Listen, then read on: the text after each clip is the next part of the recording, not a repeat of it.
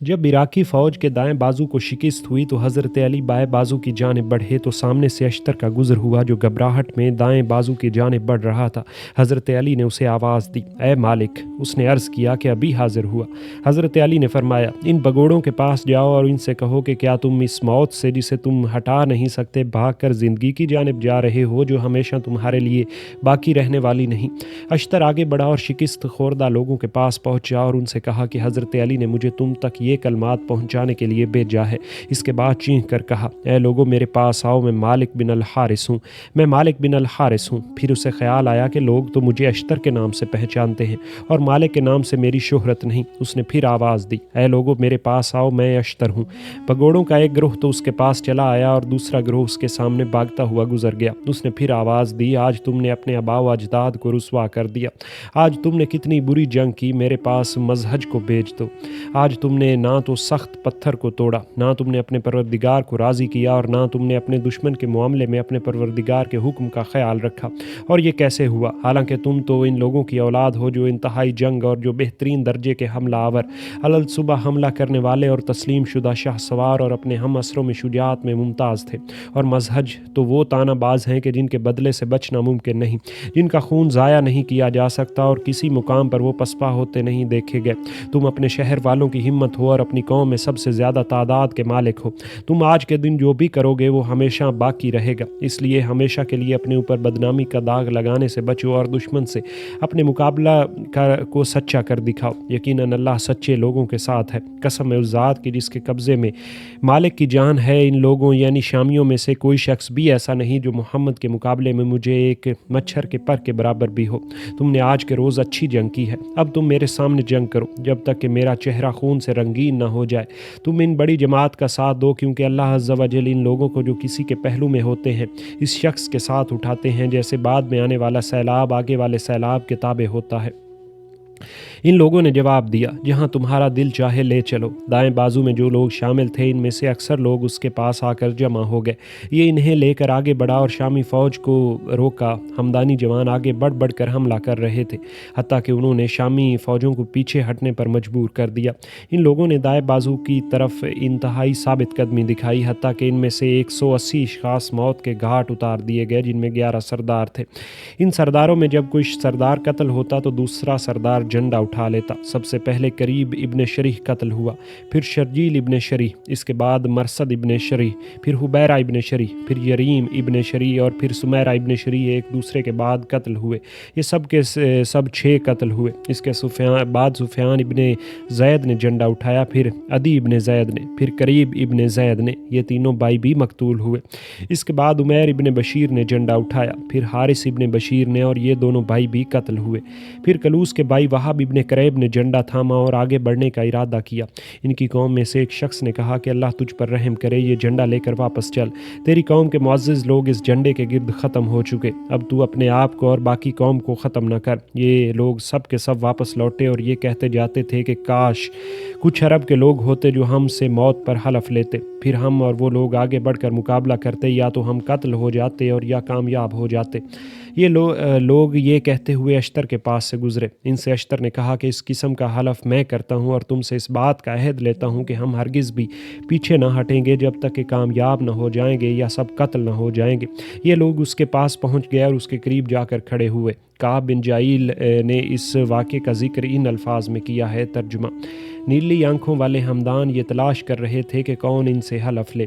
Ashtar दाएं बाजू की जानिब बढ़ा। इन लोगों में से जिनमें सब्र व हया और वफा का मादा था उसके पास आकर जमा हो गए। वो जिस दस्ता की तरफ बढ़ते उसे पीछे हटने पर मजबूर कर देते और जिस जमात का भी मुकाबला करते इसे पीछे हटा देते। इस तरह हमला करते करते वो ज़ियाद बिन अल नज़र के पास से गुजरा जो मुखालिफ के लश्कर पर हमला कर रहा था। अश्तर ने सवाल किया कि ये कौन है? लोगों ने जवाब दिया कि ये ज़ियाद बिन अल नज़र है। अबू मखनफ़ ने मालिक बिन आयन के ज़रिए ज़ैद इब्ने वहब का ये बयान ज़िक्र किया है कि जब हज़रत अली ने ये देखा कि इनके दायां बाजू अपनी जगह लौट गया और दोबारा मैदान जंग में पहुंच गया और उन्होंने दुश्मन को जो इन पर छाए थे पीछे हटा दिया, इन्हें इनके मरकज़ और मोर्चों तक दबाते चले गए, तो हज़रत अली इनके पास पहुँचे और इनसे मुखातिब होकर फरमाया, मैंने तुम्हारे पीछे हटने और अपनी सफ़ों को छोड़ने को देखा जब तुम्हें ये बागी और नाफरमान शामी बद्दू घेरे हुए थे। तुम अरब के शाह सवार और उनकी सबसे बड़ी कोहान हो। तुम तमाम रात तिलावत कलाम पाक में जा कर गुजार देते हो। तुम हक़ के मुद्दई हो, हालांकि ख़ताकारों ने हक़ को छोड़ दिया है। अगर तुम्हारी शिकस्त के बाद तुम्हारे लिए आगे बढ़ना ना होता और एक दफ़ा घर जाने के बाद तुम दोबारा दुश्मन पर हमला आवर ना होते तो तुम भी उसी चीज़ के मुस्तहिक होते जिसका मुस्तहिक मैदान जंग से भागने वाला होता है, और तुम्हारा शुमार भी हलाक होने वालों में होता। लेकिन अब मेरा गम हल्का हो गया है और मेरे दिल को जो परेशानी लाहक थी वो कम हो गई है, क्योंकि मैंने जब तुम्हें देखा कि तुम दोबारा लौट कर दुश्मन को इसी तरह घेर रहे हो जैसे उन्होंने तुम्हें घेरा था, और तुमने उन्हें उन्हीं के मोर्चों में इस तरह पीछे हटा दिया जिस तरह उन्होंने तुम्हें पीछे हटाया था। तुम्हें इन्हें अपनी तलवारों से काट रहे हो और दुश्मन की अगली पिछली सफ़ों पर गिरी जा रही हैं, प्यासे और बेमुहार ऊँटों की तरह।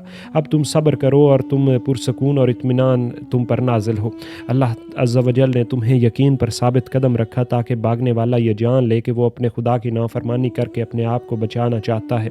याद रखो कि भागने में खुदा ताला की नाराज़गी, हमेशा की रुसवाई और अपने हाथ से गनीमत को खोना और अपनी ज़िंदगी जानबूझकर ख़राब करना और भागने वाले की उम्र में कोई इजाफ़ा नहीं होता, और खुदा ताला भी इससे नाराज़ होता है। और इन मामलात के पेश आने से कबल भी इंसान की मौत बरहक है, और तकदीर पर राज़ी बर रज़ा रहना और इसका इकरार करना लाजमी है।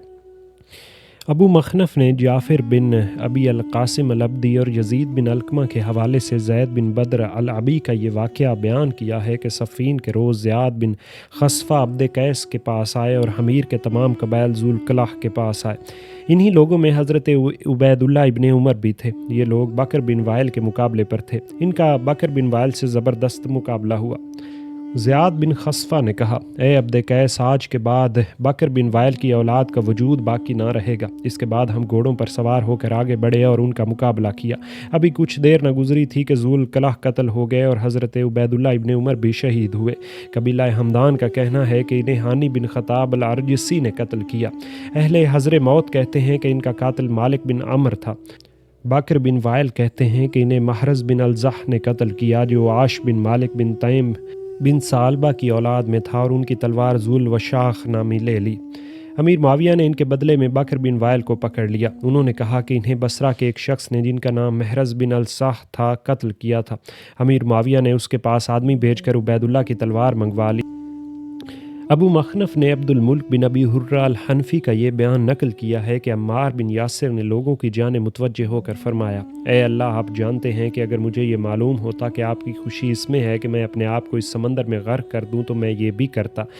ऐ अल्लाह, आप जानते हैं कि अगर मुझे इसका इल्म होता कि आपकी खुशी इसमें है कि अपने सीले पर तलवार की नोक रख कर इस पर गिर जाऊं और वो मेरी कमर से निकल जाए तो मैं ये भी करता। आज के रोज़ मुझे किसी ऐसे अमल का इल्म होता जो इस अमल से ज़्यादा आपकी रज़ा का बायस है तो मैं इसे ज़रूर अंजाम देता। अबू मखनफ़ ने मसब इब्न ज़हीर अल-अज़दी का ये बयान नकल किया है कि मैंने अम्मार को ये कहते सुना कि खुदा की कसम मैं एक ऐसी कौम देख रहा हूँ जो तुम्हें खूब मारेगी और जिसके मार से हक परस्त ही इनहराफ करते हैं। खुदा की कसम, अगर वो हमें मारते मारते हजर के खजूरों के बागों तक भी पहुंचा देंगे तब भी हम ये यकीन रखेंगे कि हम हक पर हैं और ये लोग बातिल पर। मोहम्मद इब्न इबाद इब्न मूसा ने मोहम्मद बिन फ़ज़ील और मुस्लिम अल-आवार के हवाले से हबा बिन जोइन अल-अरनी का ये बयान नकल किया है कि मैं और अबू मसूद मदाइन में हुज़ैफ़ा बिन अल-यमान के पास गए और उन्होंने हमें मुबारकबाद देकर फरमाया, कबाइल अरब में कोई शख्स ऐसा नहीं जो मुझे तुम दोनों से ज़्यादा अजीज़ हो। मैं अबू मसूद का सहारा लेकर बैठ गया और फिर हम दोनों ने अर्ज़ किया, ए अबू अब्दुल्ला, हम फितनों से डरते हैं और आप हमसे कोई हदीस बयान फरमाइए। हज़रत हुज़ैफ़ा ने फरमाया, इस वक्त तुम इस जमात में शामिल होना जिसमें सुमैया का बेटा अमार हो, क्योंकि मैंने रसूल अल्लाह को फरमाते सुना है कि उसे एक बागी जमात कत्ल करेगी जो राह हक से हटी हुई होगी और उसका आखिरी रिज़्क पानी मिला दूध होगा। हुबा कहता है कि मैं सफ़ीन के जंग में मौजूद था और मैंने अम्मार को ये कहते सुना कि मेरा दुनिया का आखिरी रिज़्क लाओ। एक बड़े प्याले में जिसके सुर्ख हल्के थे पानी मिला दिया हुआ दूध उनके पास लाया गया। हुज़ैफ़ा ने इस हदीस में बिल्कुल फ़र्क नहीं किया। अम्मार ये शेर पढ़ रहे थे, मैं आज अपने दोस्तों से मिलने जा रहा हूँ, यानी रसूल अल्लाह और उनकी जमात से। खुदा की कसम, अगर ये लोग हमें मारते मारते हजर के बागात तक पहुँचा देंगे तब भी हमें इस पर फ़ख्र रहेगा कि हम हक़ पर हैं और ये लोग बातिल पर हैं। और उसके बाद फरमाया कि मौत तलवारों की धार के नीचे है और जन्नत उसकी चमक के नीचे। मोहम्मद इब्न इबाद इब्न मूसा ने हल्फ, मंसूर बिन अबी नौमीर, हशाम अल-कल्बी, अबू मखनफ और मालिक बिन आयन अल-जहनी की सनद से ज़ैद बिन वहब अल-जहनी का ये बयान रिवायत किया है कि हज़रत अम्मार बिन यासिर ने इस रोज़ लोगों से मुखातिब होकर फरमाया कि कौन है जो अल्लाह ताला की रज़ामंदी की जुस्तजू रखता हो और उसे ना माल की आरजू हो और ना औलाद की। कुछ लोगों की एक जमात उनके पास पहुँच गई। हज़रत अम्मार ने फरमाया, ए लोगों, हमारे साथ इन लोगों के मुकाबले में चलो जो उस्मान बिन अफ़्फ़ान के खून का मुतालबा कर रहे हैं और उनका ख्याल है कि वो मज़लूम कत्ल किए गए। खुदा की कसम, वो उनके खून का मुतालबा नहीं कर रहे, बल्कि इस कौम ने दुनिया का मज़ा चख लिया है और उससे ये मोहब्बत रखती है और उसके पीछे लगी है। ये लोग खूब जानते हैं कि अगर उन्होंने हक़ कबूल किया तो हक़ उनके दुनियावी मामलात में रुकावट बन जाएगा जिसमें ये मुब्तला हैं। इन लोगों को इस्लाम में कोई सबकत हासिल नहीं, जिसके बायस ये लोगों की इताअत और उनकी अमारत के हकदार हों। ये लोग अपने पैरोकारों को ये कहकर धोखा देते हैं कि हमारे इमाम मजलूम कत्ल हुए ताकि इसके ज़रिए से जाबिर बादशाह बनकर बैठ जाएं, और ये एक ऐसी चाल है जिसमें उनके पैरोकार मुब्तला हो चुके हैं, जैसा कि तुम देख रहे हो। और अगर ये बात ना होती, यानी खून उस्मान का ये मुतालबा ना करते, तो लोगों में से 2 शख्स भी इनकी पैरवी ना करते। ऐ अल्लाह, अगर आप हमारी इमदाद फरमाएँ तो आपने लातादाद मरतबा हमारी इमदाद फरमाई है, और अगर मुखालफिन को कामयाब फरमाएँ तो चूँकि उन्होंने तेरे बंदों में बिदआत फैलाई हैं, इसलिए इनके लिए दर्दनाक अजाब का ज़ख़ीरा फरमा। फिर अमार आगे बढ़े और वो लोग भी उनके साथ बढ़े जिन्होंने इनकी आवाज़ पर लब्बैक कहा था, यहाँ तक कि अमार आगे बढ़ते बढ़ते अमर बिन अल-आस के पास पहुँच गए।